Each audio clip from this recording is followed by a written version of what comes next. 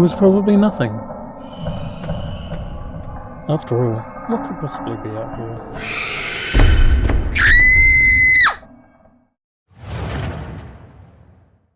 Suezdo la Sara.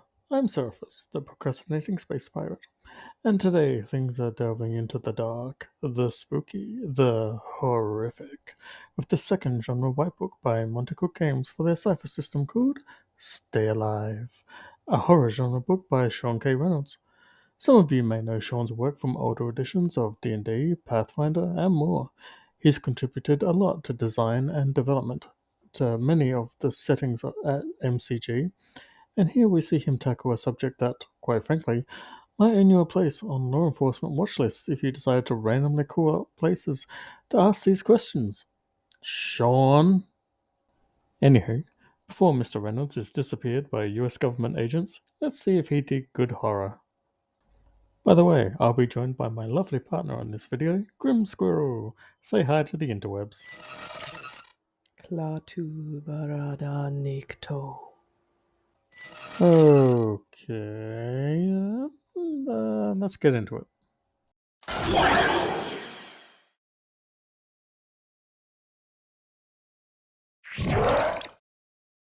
Part 1 gives us our overview of the horror genre and its quirks and aspects, and how to apply them. So let's dive into that.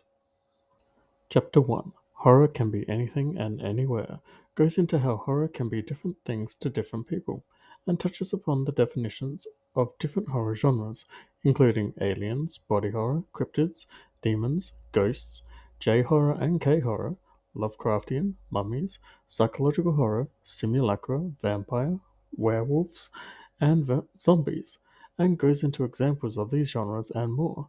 This is really your rundown of Part 1 and Chapters 1 to 11. Chapter 2 Building Your Horror Setting gets you started with your setting, providing examples from established settings such as Call of Cthulhu and Vampire the Masquerade, as well as advice for changing things to adapt them to your homebrew. It also covers borrowing from TV and books, and advice for creating an original setting.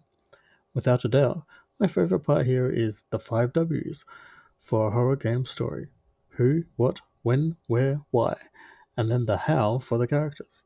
This section also includes the first of many MCG staples, a random roll table to generate a random horror scenario. Chapter 3 Consent in Horror is a big one, and more than anything else, introduces the horror game consent checklist. One of the most important contributions, I think, to this. Horror games should scare you and be memorable in a good way, not cause psychological trauma from past experiences. Oh, go squirrel. Well, consent is an important part when playing a horror game. It's not like in a movie where you can detach from the situation and say to yourself, it's okay, it's not real, it's happening to actors on the screen. When it's RPGs, you're acting out these things for yourself and are smack dab in the middle of it all. This can damage things for some people.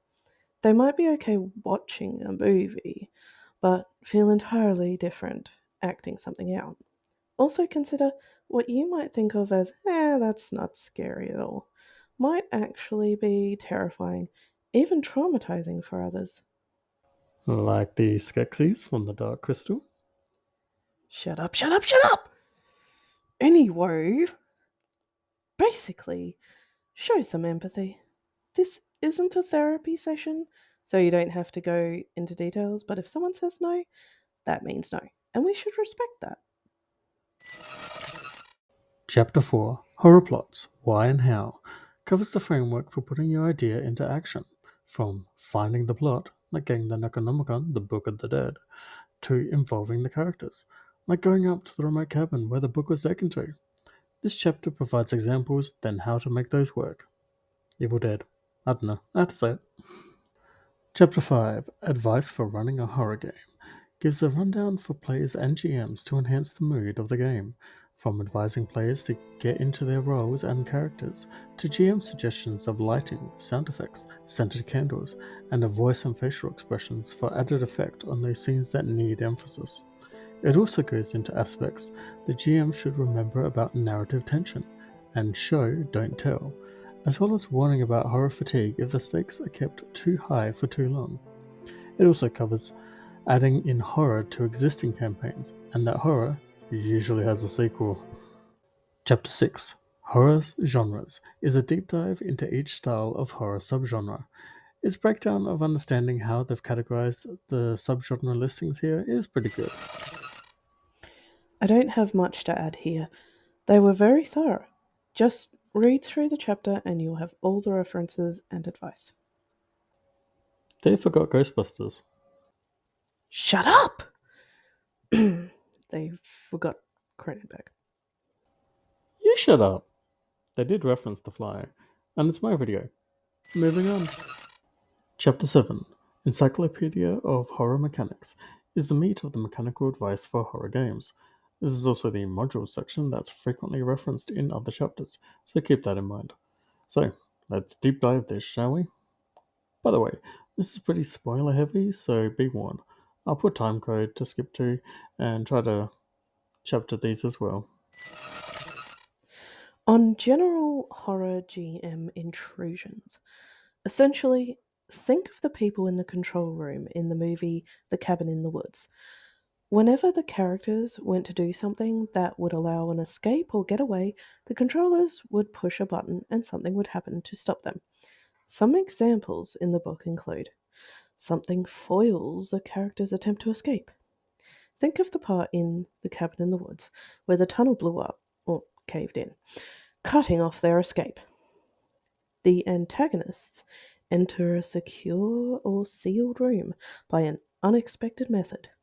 Let's face it, we've all seen this in zombie flicks and creature features where they board up the house, but oh no, they forgot the basement. Or equally, think a scary version of the Kool Aid Man. A mysterious noise nearby amplifies the tension, only to be a false jump scare. Think of the countless horror movies where a random cat appears out of nowhere, scaring the crap out of you. This can then be followed by the antagonist's appearance as the real scare. A dramatic and or ridiculous amount of blood and gore splashes on a character. Come on, we've all seen Sam Raimi movies. Bad Penny. An unwanted or dangerous item keeps turning up, as the book describes it.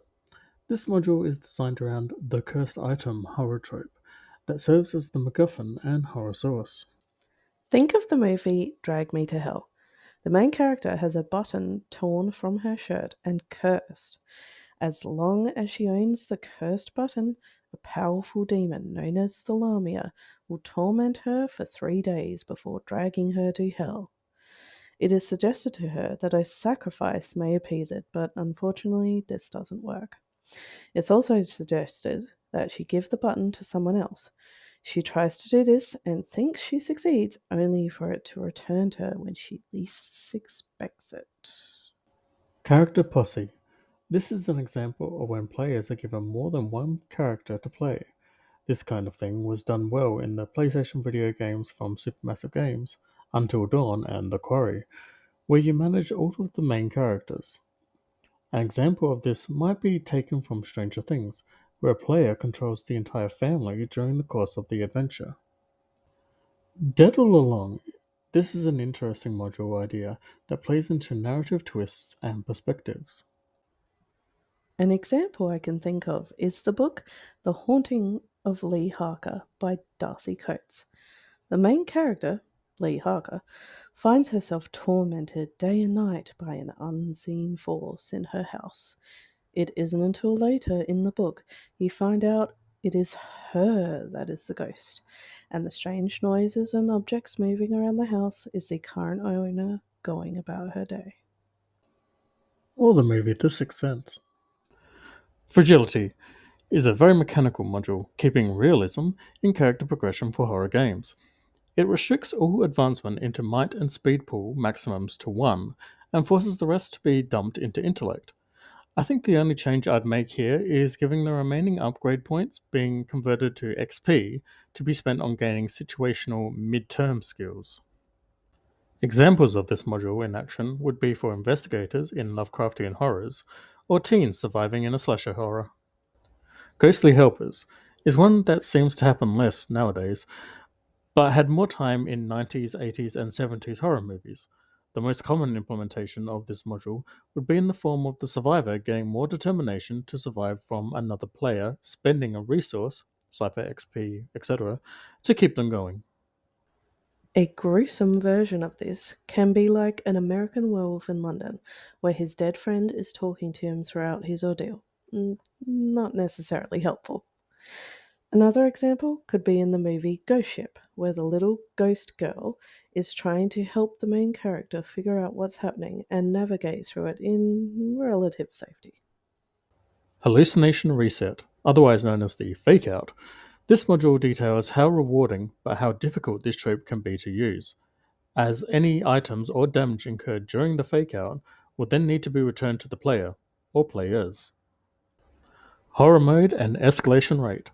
This module is a buff bitch to the GM to make the player characters feel small, weak, and powerless in a system that is also designed for superhero games. That's impressive. Horror Mode starts by doubling the GM intrusion range on the D20, so a 1 or 2. Then the escalation rate table provides factors to then continue to increase the intrusion range by 1 each time. Just imagine the intrusion range getting up to 10. Every d20 roll would be a 50-50 chance that you incur a GM intrusion. I have a story arc all ready to run that this mechanic will be used in. Hysteria. To counterbalance the previous module, this one eases up on the PCs by giving any PC the ability to have a free one action recovery roll. But by doing so, the character suddenly goes into a screaming fit, which incurs an automatic GM intrusion that the GM doesn't need to award XP for. Ouch. Instant Panic is a funny one, and I think was inspired by Call of Cthulhu. A PC must make an intellect defense roll against a creature's level. To my understanding, this is a straight roll and has no skills, abilities, or items that can help with this. At least that's how I do it. That's pretty fair, as creatures in this case range from 1 to 10, and the players are rolling a d20. And the only thing that happens to a PC is that they are paralyzed or run away in fear for one round. Ironman is designed to bring the fear of death even closer to a player character. By removing all ciphers and artifacts that provide healing, and all healing abilities and recovery rolls only restore the minimum amount. This and horror mode modules will make what would normally be cocky players into people who will jump at their shadows. Last Survivor is pretty self explanatory. It plays into the final girl trope, though in this case, anyone can gain the last survivor. The game start has the GM put down a marker or token of the last survivor, and throughout the game, instead of GM intrusions providing 2 XP, 1 XP is given to the player and the other is added to the last survivor pile. While at any time it says a PC can claim the marker or token and all the XP with it.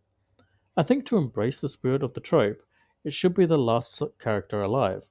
I will say, I like the conditions of the last survivor. If you give up the role, you can't take it back again. Madness was a mechanic mentioned in the CSR, where if you drop to 0 pull points in your intellect pool, your max pull drops by 1, and if it happens again, and go insane, replace the character's current descriptor with mad. Pretty straightforward. Perilous Venture.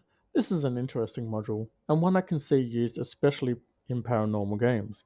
Instead of a single roll to live and die on, a prolonged task is done over several attempts, with the difficulty starting at level 1 and building up to the difficulty of the challenge. Failure on a single roll just means time was wasted, but they can try again. This made me think of Army of Darkness, Evil Dead 3, where Ash was trying to remember the instructions he was given for getting the Necronomicon and the words he needed to say. Klaatu Verada Necktie?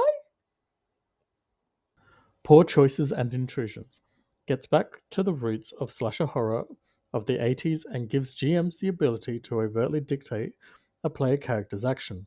The dumb action, the one that usually gets people killed. Oh, yeah, like in The Blob. What's this mysterious goo? Well, why don't I just go ahead and touch it? Oh, hey, it's dissolving my arm. Well, who could have seen that coming? Or why don't we go off alone and have sex after we found our friend decapitated? Oh, yes, how erotic. Possession is great for demonic and ghostly horror games. It's the whole motivation for the story of the game, after all. The possessed PC rolls an intellect defense against the possessing force, and a failure begins the possession. The initial time afterwards, the character acts normal, but after that, the possessing force then attempts to use the actions of the character to its own agenda, countered by the character opposing with intellect defense rolls. Once in full control, the PC can only make an intellect defense roll once a day and becomes progressively hindered the longer it goes on. This is some Evil Dead shit, and I love it. Secret Twist is a fun one for betrayal and some forms of slasher horror genres. The key point it goes into is how to prepare a player that they're the twist, providing examples about text messaging all players or openly giving all players a secret handout, but only one is the real twist. This could be as complex as Invasion of the Body Snatchers, where it's more widespread, or as simple as The Faculty, where it's one of the students who's the Queen Alien. The first Scream movie was a good example of this too. Shock and shock levels is one I'd put into every one of my horror games, or horror scenarios, one way or the other. Upon seeing a truly horrific scene, players must roll an intellect defense against the difficulty of the horrifying scene. Failure is recommended as taking intellect damage, or losing control of the character momentarily. It then provides a table of events and their levels as a GM guide as to how to handle this. Again, I love it.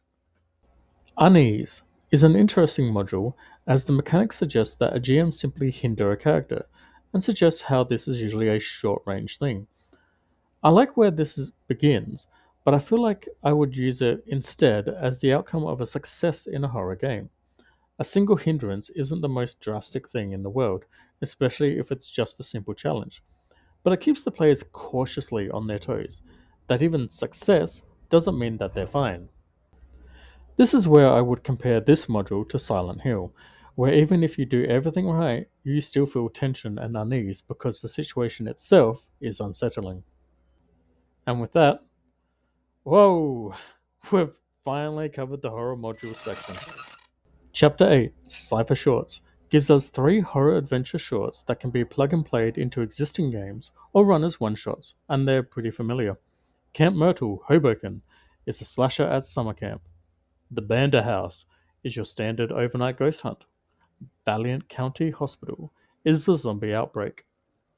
Chapter 9, Creatures and NPCs, gives us 13 new creatures along with a list of suggested creatures from the CSR. It also provides example genres that they can all be used in. Great help and detail for developing that horror game. I will say, I love the fundamental angel in this section, because a problem I always have in certain supernatural horror stories is that it's demons and devils that rampage around, and the good side does nothing. I've always wanted to see, at that moment when the human stands up to the evil, and the evil goes to take them out, but is stopped by divine intervention. Like, something the character did forced the evil to cross a line it usually wouldn't cross so as to avoid divine intervention. But the character was sneaky and got the evil so focused on them that the evil forgot to watch its step, so to speak. Anyway, that's how I'd use fundamental angels, because they can just radiate annihilating power against evil. Chapter 10, Horror Ciphers, gives us a table of ciphers best used for different genres of horror. Very extensive, but don't want to give too much away. Chapter 11, Horror Artifacts, has some absolutely fantastic artifacts in it, based after absolutely iconic items in horror. Lots of not this going on. My obvious favorites are the not limit configuration, and, well, yeah, it's the Necronomicon. I mean, yeah, it's public domain, so it's not even a not this. I love it regardless. Part 2 and chapters 12 to 19 cover the book setting and adventures of Masters of the Night, and once again was not a priority read for me since I bought this book. Again, I never mean any disrespect to any of the writers and designers of the Cypher System Whitebooks, but their example settings are not why I buy these books. I know that the setting is about vampires and playing as a vampire character, and I think that gives Cypher a real edge for people who like the Cypher System but don't like the mechanics of, say, World of Darkness. This gives you the framework to do your own home game of World of Darkness in Cypher, and that's cool.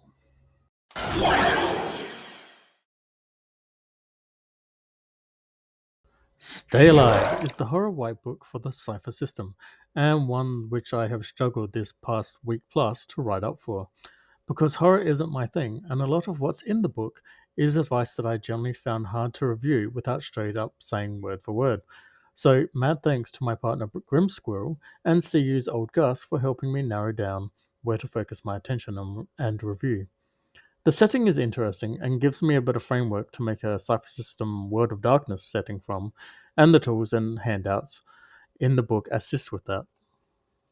It's a good book, and I highly recommend it for horror gameplay with Cypher, like any kind, because it is so versatile in applying to different types of horror. But if horror isn't in your Cypher games, then, like the Stars of Fire, it can be skipped.